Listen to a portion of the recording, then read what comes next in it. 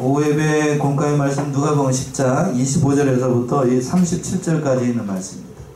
그래서 공과의 말씀의 제목을 무슨 사마리아 사람? 선한 사마리아 사람에 대해서 말씀하신 그런 아주 유명한 말씀이죠. 선한 사마리아 사람. 그래서 이 말씀을 공과에는 세 개로 나눴어요.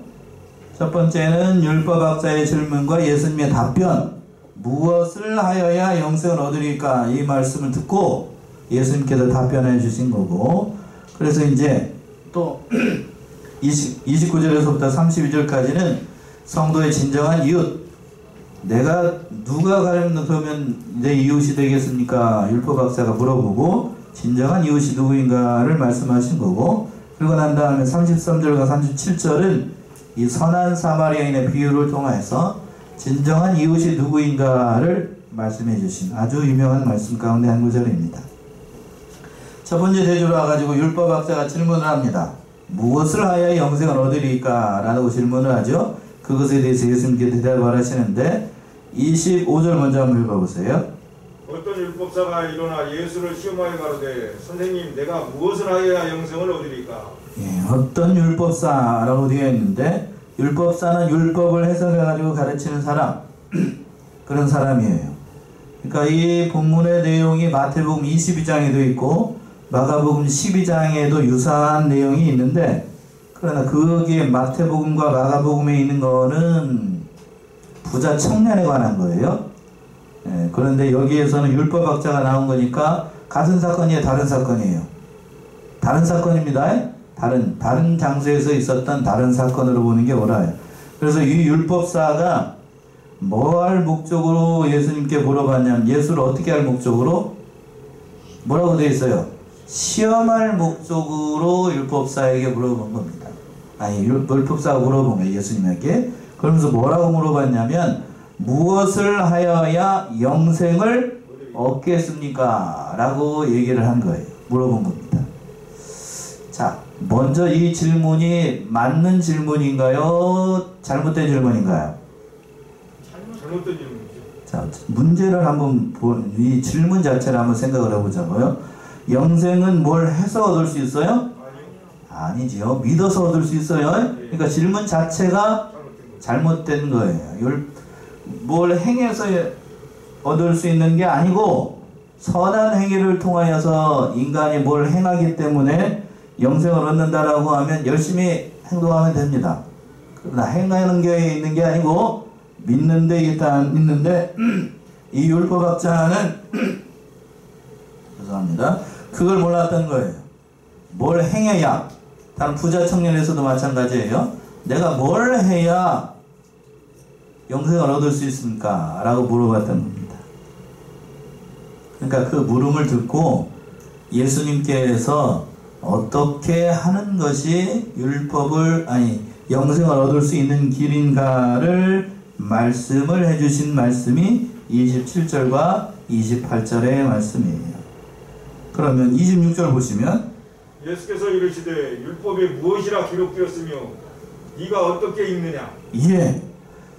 율법학자의 그 물음을 듣고 난 다음에, 그러면 네가 그러면 율법을 통하여서 어떻게 읽고 있는지, 읽는다는 얘기는 어떻게 깨닫고 있는지를 물어본 거예요. 네가 생각하기에 그러면 영생은 어떻게 해서 얻을 수 있는 것이냐, 너는 어떻게 읽고 있느냐 하는 거죠. 그래서 율법학자가 대답을 합니다. 그 대답이 27절이요. 대답하여 가로되 네 마음을 다하며 목숨을 다하며 힘을 다하며 뜻을 다하여 주 너의 하나님을 사랑하고 또한 내 이웃을 내 몸과 같이 사랑하라 하였나이다. 예, 이 대답만 놓고 보면 이 대답이 맞아요, 틀려요? 맞아요. 100점짜리 대답이에요. 율법학자답게 100점짜리 대답을 했어요. 이대로만 한다라고 하면 영생의 길이 있어요. 영생의 길이 있습니다. 이 말씀 대답이 전반부에는 신명기 6장 5절의 말씀이고 후반부는 레위기 19장 18절의 말씀인데, 신명기 6장 5절 먼저 한번 볼까요? 뭐라고 되어 있는가? 신명기 6장 5절. 신명기 6장 5절. 너는 마음을 다하고 성품을 다하고 힘을 다하여 내 하나님 여호와를 사랑하라. 예, 하나님을 사랑하는 거예요. 첫 번째가 하나님을 사랑하라는 거고, 레위기로 가봅시다. 레위기 19장 18절. 레위기 19장 18절.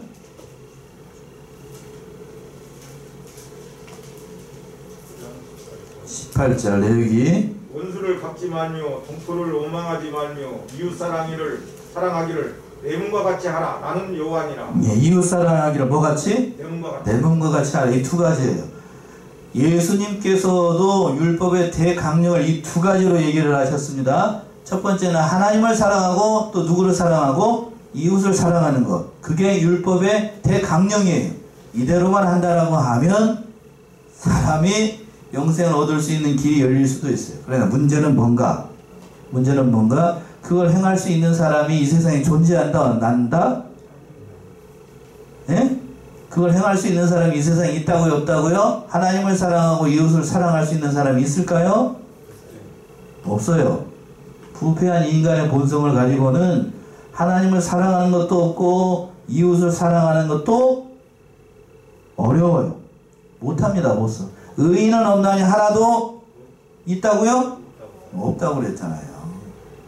그래서 그 모든 일을, 이 말씀들을 다 온전히 이루실 분은 누구밖에 없냐면 바로 예수님밖에 없다는 결론이 나오는 거예요.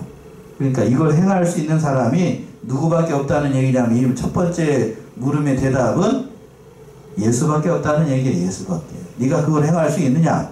그래서 7절 보시면 28절 보시면 그랬죠? 예수님께서 28절. 예수께서 이르시되 네 대답이 옳도다. 이를 행하라. 그리하면 살리라 하시니. 예, 이것을 어떻게 하라? 행하라. 그러면 살리라. 네가 행할 수 있는 능력이 있으면 그걸 해라. 그러면 어떻게 된다고요? 산다고요. 그러나 행할 수 있는 능력이 너에게 있다는 얘기, 없다는 얘기예요? 없다는 얘기입니다. 전적 무능력이라고 해요. 이걸 신학적으로 무슨 무능력? 전적으로 무능력해요. 우리 인간은 잠시는 알 수 있어요. 그러나 그걸 계속해서 할 수는 없습니다. 그러니까 율법을 주신 목적이 뭔가? 율법을 주신 목적은 갈라디아서 3장 24절에 있는 것처럼 율법을 통하여서 누구를 발견하게 하는가? 그리스도를 발견하게 하죠. 몽학선생이라고 얘기했습니다. 갈라디아서 3장 24절. 율법을 통하여서는 내가 죄인이라는 사실을 깨닫고 그리스도에게 인도하는 개혁성경은 몽학선생. 개정판은 아마 가정교사로 되어 있을 거예요. 갈라디아서 3장 24절. 이와 같이 율법이 우리를 그리스도께로 인도하는 초등교사가 되어 우리로 하여금 믿음으로 말미암아 의롭다 어렵게 하려 합니다. 예, 거기는 초등교사라고 되어 있는 개정판은, 가정교사는 아마 바른성경이 그렇게 되어 있는 모양이군요. 개혁성경에는 무슨 선생이라고 되어 있어요? 몽학선생이라고 되어 있어요. 몽학선생.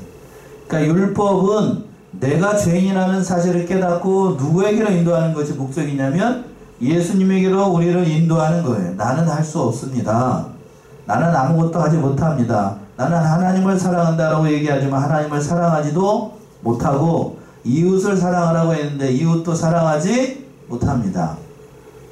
자, 여러분이 하나님 사랑하시나요? 네. 예, 대답은 잘하네요. 대답은 잘하는데 진실로 하나님 우리가 때마다 사랑하는가? 그렇건치는 그거 아닌 거 알잖아요. 우리들 스스로. 그리고 이웃을 사랑하라는 것도 이 율법학자가 뒤에 가서 이웃에 대해서 물어보게 되는데 이웃을 사랑하라, 원수를 사랑하라 라고 얘기를 합니다만 우리는 이웃도 사랑할 능력이 없어요. 그걸 어디서 아는가? 결혼하신 분들은 옆에 있는 짝꿍을 내가 사랑하는가? 참으로 원수와 같은 남편과 아내를 사랑을 하는가? 그걸 보면 알아요. 예? 사랑해요? 미울 때도 사랑해요? 예? 미울 때도 사랑할 수 있는가? 그게 사랑이라고요. 잘해줄 때 사랑하는 건 그거는 동물들도 사랑해요. 예? 동물들도 사랑한다고. 잘 못해줬을 때 사랑하는 게 동물하고 사람하고 구분 기준입니다.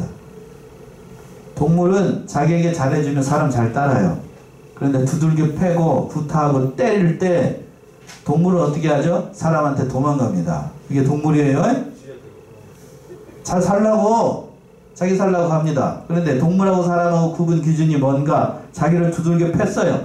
사람은 그 자리에서 왜 그랬을까를 생각을 하면서 위해서 기도하고 그 원수를 위해서 기도합니다. 그런데 현대 크리스찬들은 두들겨 맞고 맞았어요. 그러면 사랑할까요? 사랑하지 않을까요? 사랑하기는커녕 112가 신고해버리지. 그치요? 신고해버리고 당장 이혼하자고 그러고 실제로 이혼하잖아요. 실제로 이혼합니다. 그래서 어느 부부는 그렇습니다. 어디 저기는 그렇던데 저 인터넷에서 신문에 보니까 그렇더군요. 요즘 항혼이혼이 늘고 있다고. 그치요? 아들, 딸, 장가 다 가고 집에 있는 남편이 은퇴하고 나서 집에 올 거 생각을 하니까 까마득하더래요. 앞으로 살 길이. 막막하니까 뭐 하자고 그러냐면 이혼하자고. 나는 자유롭고 싶다고. 당신하고는 하루 종일 사느니 차라리 혼자 사는 게 낫다고. 누구의 고백일까요? 남편의 고백일까요? 아내의 고백일까요? 아내의 고백이. 아내의 고백이. 뭔지는 안 자리고. 네. 그게 현실이에요. 이웃을 사랑한다고? 아이고, 이웃을 사랑하기는 이웃 사랑 안 해요. 사랑 안 해요. 뭔 사랑 안 한다고 그 웃기지도 않는 얘기 하지 말라고 해요. 이웃 사랑 안 해요. 여러분들이 뭐 이웃 사랑한다고? 그러면서 뭐 교회에 앉아가지고 거룩한 척 찬송가고 그러면 이웃 사랑이 되는 건가? 옆에 있는 사람도 못 사랑하면서 집에 가서는 저기 하면서 발로 차버리면서 그렇다라고 하면 그 사랑하는 거 아니에요. 사랑하는 거 아니라. 그러니까 우리에게는 소망이 있다고요? 없다고요? 소망이 없어요. 그래서 예수를 믿는 거죠. 그렇게 하라는 게 아니고 사랑해야 돼. 사랑해야 돼. 진실로 사랑해야 되는데 살 길이 행하는 길인데 인간은 그렇게 못해요. 그러니까 이렇게 얘기를 하니까 그러면 그 이웃에 대해서 물어보는 거예요. 두 번째가 성도의 진정한 이웃, 나의 진정한 이웃이 뭡니까? 율법학사. 그래서 물어보는 거예요. 29절 보시면 이 사람이 자기를 옳게 보이려고 예수께 여짜오되 그러면 내 이웃이 누구요니까? 예. 자, 여기서 이제 두 번째 질문을 이 율법사가 얘기를 하는데 이 사람이 자기를 어떻게 보이려고 했다고 했어요? 옳게 보이려고. 이웃에 대해서 물어본 겁니다. 이 말의 뜻은 뭔가 하면 예수님께서 두 가지를 대답을 하셨죠? 그렇죠? 어떻게 하여 영생을 얻으리까? 라고 했더니 율법학사가 대답을 합니다. 첫 번째는 하나님을 사랑하고 또 이웃을 사랑하는 건데 이웃에 대해서 물어보는 것은 자기는 하나님을 사랑한다는 거죠. 그러니까 하나님을 사랑하는 건 지금까지 했다는 얘기잖아요. 근데 사실 놓고 따져보기에는 율법학자가 하나님을 사랑했을까요? 겉으로 놓고 보면 사랑한 것처럼 보이겠죠. 11조 생활 잘하고 또 하나님 말씀대로 순종하고 자기 율법학사니까 하나님의 말씀을 연구해가지고 대중들한테 가르치고 하는 것, 자기는 소임을 다했다고 생각할 수 있겠지만 그러나 엄밀히 따져놓고 보면 율법학자는 하나님 사랑한 게 아니에요. 목사라고 해서, 죄송해요, 저를 예를 들어서 목사라고 해서 늘 성경 말씀 보고 성경 말씀 연구하고 성경을 본다라고 해서 하나님 사랑하는가? 그런 사람도 있지만 그렇지 않은 사람도 있어요. 맞나요? 직업을 하는 사람들 많잖아요. 신학자들도 마찬가지고. 요즘 자유주의 신학자들 판을 치고 있는데 자유주의 신학자는 하나님 안 믿고도 할 수 있어요. 예? 직업을 하면 하나님 안 믿고도 한다고요. 하나님 안 믿고도. 하나님의 기적, 하나님의 능력, 하나님의 역사하심, 구약 성경에 나와 있는 특히 창세기나 이런 것들, 기적과 관련된 부분들 안 믿고도 얘기할 수 있어요. 그 기적 빼고 나서 윤리나 도덕과 관련된 그 부분만 가르쳐다는 게 자유주의 신학자들이 얘기하는 거거든요. 그 알콩 다 빼고 난 다음에 하게 된다라고 하면 그들은 안 믿어요. 천사도 안 믿고 부활도 안 믿고 죄사함이나 이런 것도 더더욱 안 믿고 그런 사람들 많다고요. 그러면서도 뭐를 얘기하고 있을 수 있다고요? 자기가 신학자 노릇할 수 있다니까요. 웃기는 거예요. 웃기는 거. 율법학자도 마찬가지입니다. 하나님을 서투르 사랑한다라고 얘기하고 또 이웃에 대해서 물어봤지만 사실을 놓고 따져보면 이 사람은 하나님을 사랑했는지 자기는 사랑한다라고 고백을 할 수 있지만 하나님을 사랑하는지 진짜로 그랬는지 알 수가 없어요. 하여튼 그 전반부 얘기는 빼고 이웃에 대해서 물어보는 겁니다. 자기를 어떻게 보이려고? 옳게 보이려고. 이런 함정에 빠지면, 사람이 이런 함정에 빠지면 아주 불행한 거예요. 어디 감히 하나님 앞에서 자기를 옳게 보이려고. 그렇죠? 얼마나 교만한 거. 이 자체가 이미 도를 넘었어요. 이 자체가. 그러니까 내 이웃에 대해서 물어봅니다. 진정으로 그러면 내가 사랑해야 될 이웃이 뭡니까? 이 얘기의 의미에는, 그 이면에는 뭐냐면, 내가 사랑해야 될 이웃은 나는 다 사랑했다는 얘기예요. 뭔 얘기인지 이해되십니까? 옆에 있었던 율법 박사들, 다른 사람들, 다른 율법을 잘 가르쳤으니까 나는 이웃을 사랑했다. 내가 할 도리는 다 했다. 라는 뜻으로 이웃에 대해서 물어본 겁니다. 그러니까 그걸 이면을 다 아시는 예수님께서 그 성도의 진정한 이웃이 뭔가를 비유로, 한 가지 비유로, 그게 무슨 비유라고요? 선한 사마리인의 비유를 그래서 든 거예요. 네가 이웃을 사랑했다고? 네가 이웃을 사랑했다고? 진짜로 사랑했는가 한번 보자. 그래서 선한 사마리안 비유가 나오는 겁니다. 30절이요. 예수께서 대답하여 가라사대 어떤 사람이 예루살렘에서 여리고로 내려가다가 강도를 만나매 강도들이 그 옷을 벗기고 때려 거반 죽은 것을 버리고 갔더라. 예. 자, 예를 들어서 설명을 하는 겁니다. 예루살렘에서 여리고로 내려가는 길에 한 사람이 강도를 만났습니다. 그 강도를 만나가지고 옷을 벗기고 그냥 거래 있던 거 다 뺏어 나가고 그냥 절반 정도, 절반이 거반 다 죽인 거죠. 사람이 도와주지 않으면 이 사람은 죽어요, 살아요? 죽어요. 죽습니다. 영적인 의미는 여리고는, 그 여리고로 내려갔다는 것은 성전 생활하던 사람이 여리고로 내려갔다는 의미가 담겨 있으니까 하나님 떠나서, 그러니까 세상으로 내려간 거예요. 내려간 거. 그러면 강도 만나요? 강도는 여기서 마귀를 상징을 합니다. 그러니까 하나님 떠나면 누구를 만난다고요? 마귀 만나요. 오전에 말씀에서도 연장 선생이 있잖아요. 하나님 버리니까 흑암 만났잖아요. 우시아가 교만해지니까 하나님께서 그런 벌을 주셨는데 그래서 마침 어떻게 됐는가? 강도를 만났으니까 마침 봅시다. 31절. 마침 한 제사장이 그 길로 내려가다가 그를 보고 피하여 지나가고. 예. 그때 제사장이 나타났어요. 제사장, 유대의 종교 지도자 가운데 한 사람이죠. 제사장이면 지금 우리 식으로 따지면 목사하고 같은 거예요. 목사가 가다가 그 강도 만난 사람을 봤어요. 그러면 당연히 그 강도 만난 사람 어떻게 해줘야 되죠? 도와줘야 되잖아요. 제사장이니까. 늘 이웃을 사랑하라 라고 권면하고 하나님 앞에 제사를 드린 사람이 바로 제사장이에요. 율법의 지도자라고요. 근데 율법의 지도자라고 하는 사람이 31절에서 보면 그 길로 내려가다가 그를 보고 어떻게 했다고요? 피하여 그냥 지나가 버렸어요. 피하여 가버렸어요. 그러니까 이거는 제사장의 직무를 다 한 거예요? 다 못한 거예요? 다 못한 거지요? 늘 가르치기는 잘하고 이웃을 사랑하라고 얘기를 하면서도 이웃을 사랑하지 못하는 겁니다. 그러니까 늘 우리가 함정에 빠지기 쉬운 대목들이 바로 이런 대목들이에요. 이런 대목. 그러니까 늘 우리는 율법을 가르치려고만 하지 말고 자기 자신을 돌아봐야 될 것인데 그러지 못했다는 거지. 제사장이 그런 사람이었어요. 제사장. 또 어떤 사람이 지나갔습니까? 32절이야. 또 이와 같이 한 레위인도 그곳에 이르러 그를 보고 피하여 지나가고. 예, 레위 사람.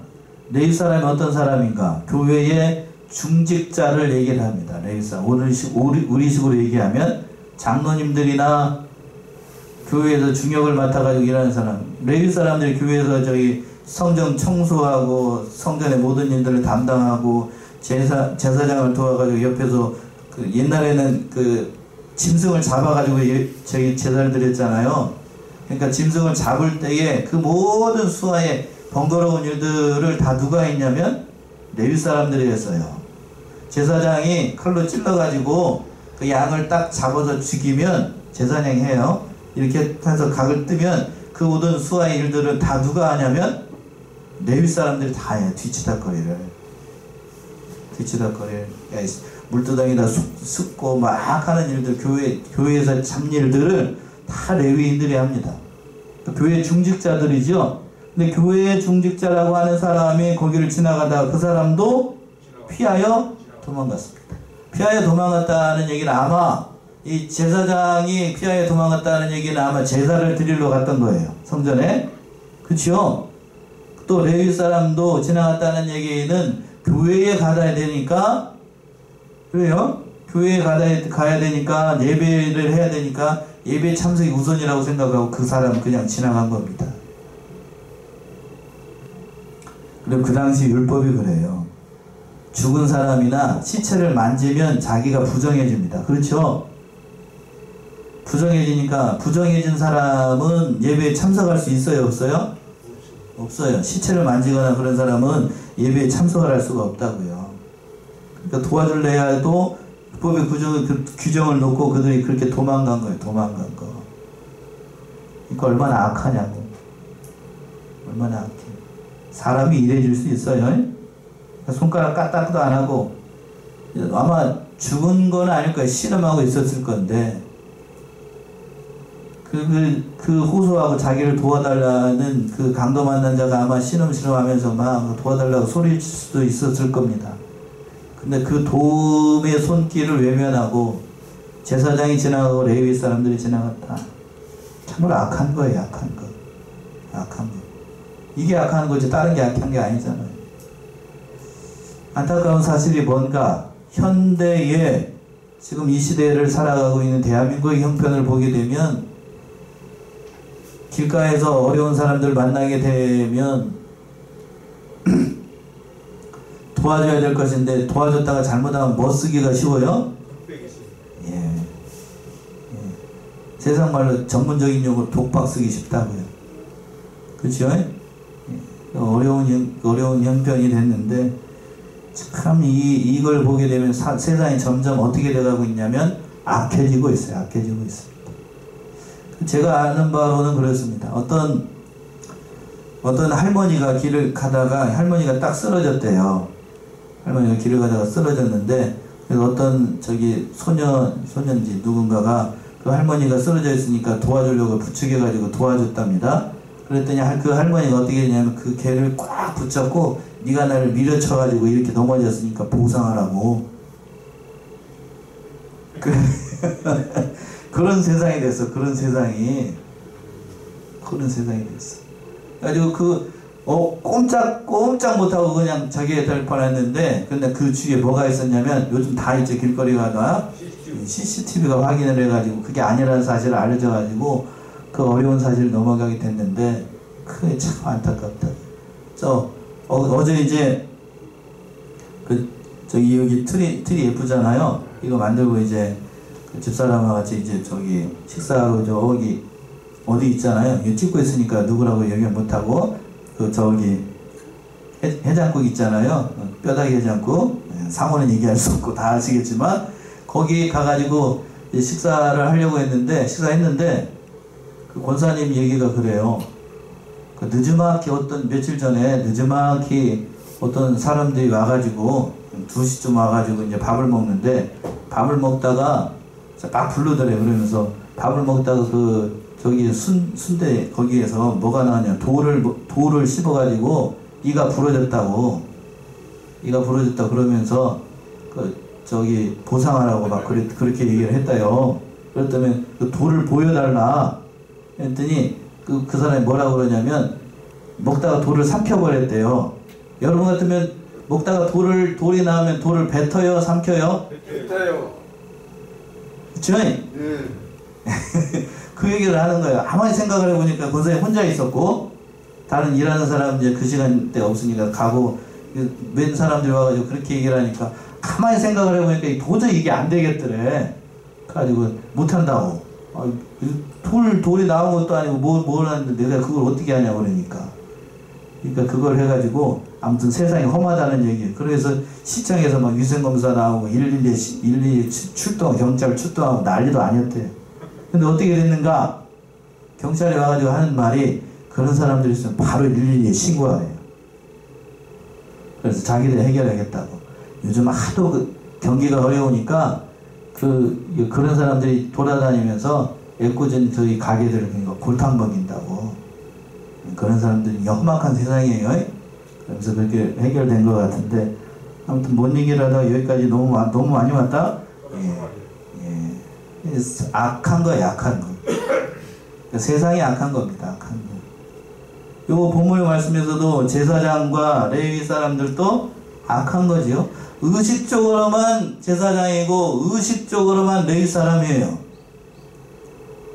이웃을 사랑하는 면이 있다고요, 없다고요? 없어요. 없어.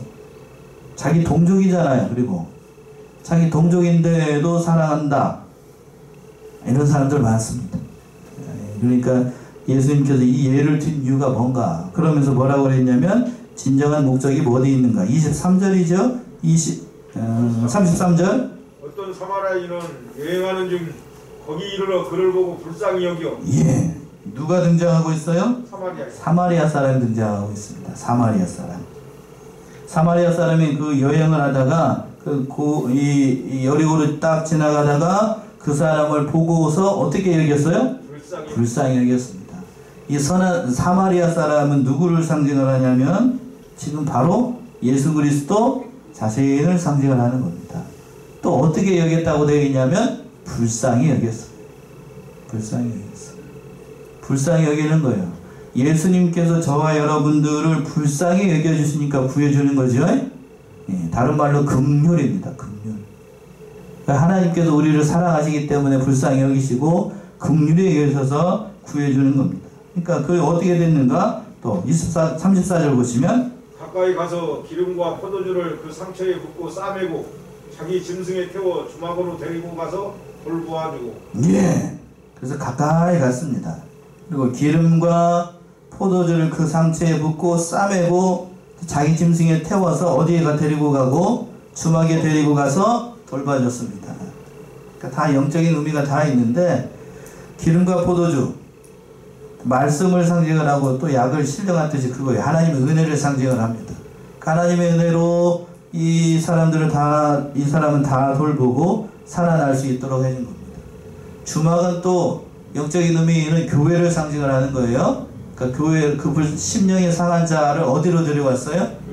교회를 데려와가지고 교회 안에서 말씀으로 잘 양육하고 교회 안에서 또 하나님을 발견하게끔 그 모든 일들을 다 하는 겁니다. 그러니까 예수님께서 하신 일을 이렇게 단적으로 보여주는 그런 말씀이기도 해요. 또 35절 보시면 이튿날에 데나리온 둘을 내어 주막 주인에게 주며 가로되 이 사람을 돌봐주라. 두비가 더 들면 내가 돌아올 때에 갚으리라 하였으니. 예, 데나리온 둘을 줬습니다. 데나리온 둘. 우리 지금 돈으로 환산을 하면은 많은 돈이에요. 장정 하루 품삯이 한 데나리온이니까 두 데나리온이면 이틀치잖아요. 그렇죠? 이틀치. 여러분 일당에 10만원 잡고 두 데나리온이니까 20만원 10만원 잡으니까 그런 거고 기술 있는 사람은 20만원도 아니고 30만원 그렇게 받죠. 그러니까 한 50만원 준 겁니다. 그러면서 돌봐주라고 했던 거예요. 그러니까 큰 선심을 쓴 거죠. 큰 선심을 쓰면서 이렇게 돌봐주라고 얘기를 했습니다. 그러면서 또 거기서만 끝난 게 아니고 만약에 비용이 더 든다라고 하면 내가 돌아올 때에 다 갚겠다라고 얘기를 했어요. 다 갚겠다. 여기도 영적인 의미가 담겨 있습니다. 자, 선한 사마리아 이 사람은 누구를 상징한다고 그랬죠? 예수님을 상징을 하고 예수님께서 불쌍히 여겨가지고 그 모든 사람들을 살려냈어요. 그러면서 그 사람을 누구에게 맡겼냐면 그 주막 주인에게 맡겼어요. 그 주막 주인은 누구를 상징을 할까요? 저요. 네. 교회 목회자들, 지금 그리스도의 제자들한테 맡겨놨어요. 예수님 어떻게 하시면서? 올라가시면서, 예? 그쵸? 올라가시면서 얘기를 했습니다. 그러면서 예수님께서 다시 오신다고 그랬죠? 내가 돌아올 때 어떻게 한다고요? 갚아 주리라는 얘기 있잖아요. 언제 돌아오셔요? 재림할 때에 그 모든 일을 잘 도와주면 선악간에 하나님께서 다 갚아 주시겠다는 얘기예요. 그런 영적인 의미가 다 담겨 있습니다. 그러니까 부비가 더 들면 네가 수고한 만큼 애쓴 만큼 하나님께서 다 갚아주신다는 얘기입니다. 그러니까 교회 일들이나 사람을 돌보는 것은 남는 장사예요? 빚지는 장사예요? 예, 세상적 관점으로는 믿지는 장사죠. 그렇지만 영적인 의미로 한다면 누가 갚아주시니까? 하나님이 갚아주니까 남는 장사죠. 영원토록 남는 장사예요. 그러니까. 그래서 그렇게 얘기를 하죠. 교회에서 모든 일, 특히나 믿는 일 하는 것, 또 교육자로 부름을 받아가지고 하는 일들은 영원토록 남는 일이에요. 그러니까 열심히 해야 됩니다. 자, 그래서 사도 바울이 이렇게 얘기를 했습니다. 골로새서 1장 24절, 골로새서 1장 24절,